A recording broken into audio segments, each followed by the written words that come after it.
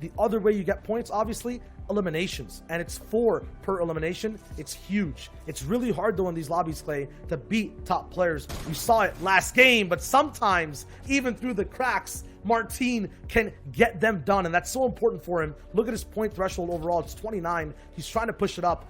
I would celebrate too after that. On the back side of the player, we'll see if he's going to be able to continue to push his aggression and push the dominance here. 71 tag, and that's going to be good here for him. But 1 HP, third party coming in. Artur looking for the elimination, and he does end up getting it there, currently saving his life. And that's a huge pick of the third party will come in. Now, the realm of mid-game, early-game fights, Ensar looking for his own 44 points overall. He'll be towards that bottom 50 of the overall leaderboard. This fight's so important to win, and he does. It's Lenouf once again that gets taken out. Expert breakdown right there, because you have to always see when you're a player, is this fight worth being taken? At the same time, sometimes you're just left wall to wall. It'll be Maestro all the way in Teek's box. He picks that one up. We go down to 89 players. No placement being handed out for any of these guys getting eliminated. A lot of celebrations all the way around. A bunch of 0-pointers all across the board. And checking and clearing it for free. 70 damage almost taken overall to his health pool. He'll be able to heal it back up on his wall, though, phasing in a nice ramp flip right there for Moraine to get away. But can he survive here, Clay? Ooh, with that shot, I think he can. The third party taking off a shield, so going to cause him to pause just a little bit, and that is going to reset the fight for the opponent. The shields will be popped there for him. Moraine now has to go on the offensive, but that squeeze leaves the wall open, and Moraine comes storming through like the Kool-Aid man. He goes, hey, let's go. I'm here. I'm ready. I'm getting this elimination. He does indeed, and Noah Riley also needs that performance. We saw him contesting Nitro. Kinda would come out as Kezik's continuing to try to get elimination, and he does. Lucia going to go down. A third party Elim comes through, and he's comfortable with that. He says, you know what? I got an Elim. I got Siphon. I'm good. I'm going to back out, because he knows that there's more players coming in based on where the zone is. It's survive, apparently. I was going to say he's in a good position to rotate past this valley and get his game on, but at the same time, if Maestro's on his wall, we saw the way he was keying people before, might find his second target of the game. It's going to be Lecce who he's trying to get it down with, though. It's not going to be possible to end this fight quickly. This man is an expert close-range box fighter. The Clay Classic Harpoon comes through, though. It's not enough. Lecce, the defense holds. But the lack of shield is going to cause an issue. Edit going to come through, not going to hit the shot, trying to do the stair phase, but not going to be able to do so. Dropping on down. This may be what he needed. There's layers going through. He may be able to turn it around. SMG in hand. Shots coming through. He is going to push out, and Nate going to go down. A very good play by Castery. Man, a lot of these players are playing defense and holding out. You can just see how badly they want to survive. Castery, though, put back on his own back wall as well. On the back wall of the tournament, too. He needs this game. 24 points. It's not enough to just get taken out of the competition here at this moment. He has floppers, no more shields. He can survive a little bit if he gets tagged down to white HP, but that won't be enough.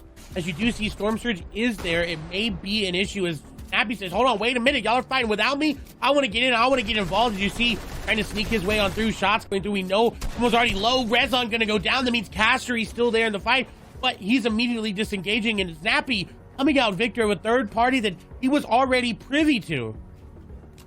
Towards their fights, they really want to deal out that damage. Because of that, you can have third parties get the easiest pickups possible, and that makes waves on the leaderboard if it happens over and over again. You'll see Storm Surge pull up once again once we get towards that later game we were looking at last time, but Scale all the way up top on the leaderboards will not be able to see it.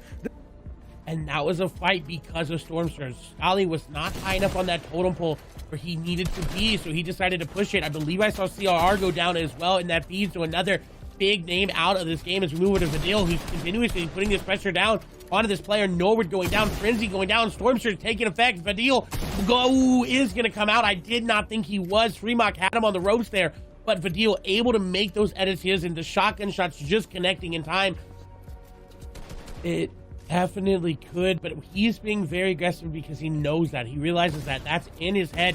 Realizes that shots going through. 139 takes a big chunk of damage, but he put more back as shots coming through. The stair in, and Savage going to go down. A huge elimination there for Anas. These guys were both trying to climb up. iDrop had such a good game last time. I think he just pumped up towards 35th, 24th place kind of. He was rising. Savage we saw last game too, towards the very end, taken out by Moki. This time, they're frozen now in time. Janus will be able to find shots though. He's just ice cold. We're talking about freezing things in boxes. His shot never misses. He waits for opportunities and he clenches on them. He's in a solo move now towards that loot. He gets the refresh too, Clay. Look at all these items.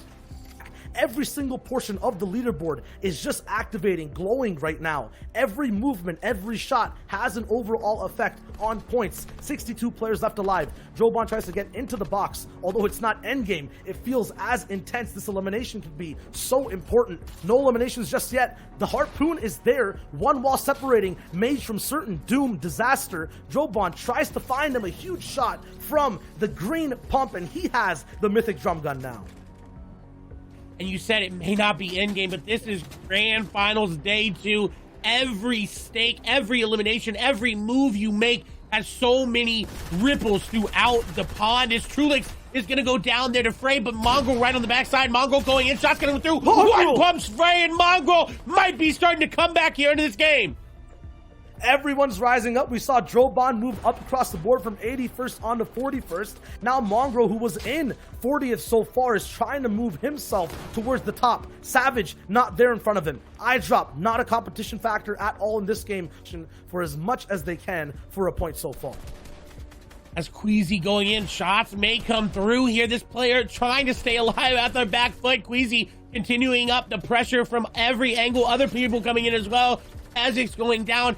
And I want to point out, we have yet to see Janus, Aqua, and Tayson in this lobby go down. So that is so big. The top of the top are here. They are staying alive. They are making it matter most. And this could be where Janus separates himself from Aqua. We saw a push.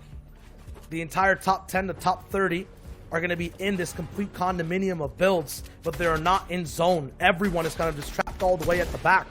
Thomas in that 30th place slot. Now gets Styler down, who was a little bit higher than him, closer to top 20. He moves up on the board. He has a launch pad too to help out not only himself, but maybe the entire community around him. No, everyone escapes. He might actually get to hold on to it. Hen gets a huge shot on his big block. Janus now is alive on low ground. He moves as Martine and Losic, two low pointers, are above him. But he doesn't have a launch pad. He doesn't have the mobility he needs. Again, he's running through fights. He's moving very eloquently through these builds. As we're panning in to see what Martine can do, you see him barely, more than likely going to be able to skate in underneath Martine. Janus in a good spot. Someone who's not. Martine, 76 HP, 43 points, 36 builds. Every number matters so much, but he's got 4 eliminations this game. He is feeling himself right now. These guys are like the heroes of our lobbies. We want to see them succeed, but for every hero, there are villains. Tayson, Janus, Aqua, ominously, we have not seen them so far in this game. They are silent, waiting. We saw Janus maybe take out maybe just one person on a NOS in that top 10, but we haven't seen everyone else. There he is, just waiting low ground in the shadows. Up top is Snappy, also looking to pass straight by. Benji alive as well right below him. Where's Aqua though? Where's everyone else? No one really knows. He might not be on height, which means everyone else has a chance, but Blackie, Lechi, Matzo, so many people. Aqua right there, panning in. We see him in his cone. There's so many big names at play. This is what Grand Finals is supposed to be about. It's supposed to be that close push and pull action.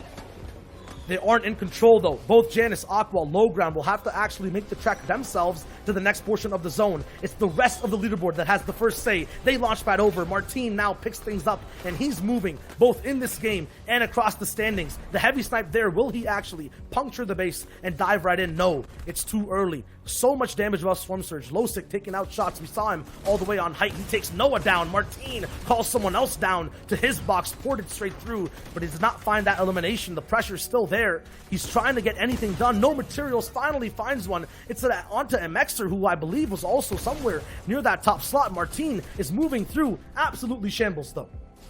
6 eliminations. He's looking to get more. Gonna get 1. Gonna get 2. Whoa. He takes down both of the players. Varox and Dixie going down. Martine on fire. 8 eliminations, but I don't know if he's going to be able to get back into zone. We see the floppers being popped. He is so far from the zone. He may be able to get in zone. Pulling back towards him is so huge for him. He does get another elimination here. He does. stunning everybody as Janus is in this game. Another one. Back to back to back to back. Martine going on a rampage. Rampage all the way to the top. He's feeling himself, barely even building, just trying to test people with this huge purple epic tactical shotgun. Aqua now takes out Lecce as Kira is alive now in the server as well. The top 13 is there. Martine, though, is still active looking for shots. No more shields available. It's just him and his weapons. A blacksmith just trying to craft the best game that he can at the moment. So many materials left. He can go in. He's on the depths of low ground, though. He's trying to find a certain shot anywhere. It's not possible. Maybe a little bit of a pit stop. He gets in the box. That's a huge pickup, and it's on to Janus. Janus going down, Aqua went down, Tayson went down. They're all out. They're all out of the running for that top placement threshold. And Martine, though, with 12 eliminations, is looking to bring it home. He's looking to make this game his. This is where he climbs to the top. This is where moments are made in Fortnite. This is where the run starts to cement as one of the best ones if he's able to keep this up. Someone in his box, though. Mythic Drum Gun hand shots coming through. Unfortunately, going down as Thomas takes down Hardfight, who took down Martine. It's Thomas. It's Cammy, someone who was around 60 points before we saw him last. Thomas making it work. This could be his run. It may not be as great as Martine's, but he's making it his. He's making the shots count. He has the high ground. Cammy on the low ground. We see running out of mats. Thomas getting another angle. Cammy gonna try to make his way up. Edits going through. Build fights happening. Side jumps getting connected there. No shots being taken on either portions here. Thomas, 4 eliminations. He does have little builds remaining. Cammy trying to skirt the edge zone, trying to make something happen here. But I think this is gonna go over to Thomas.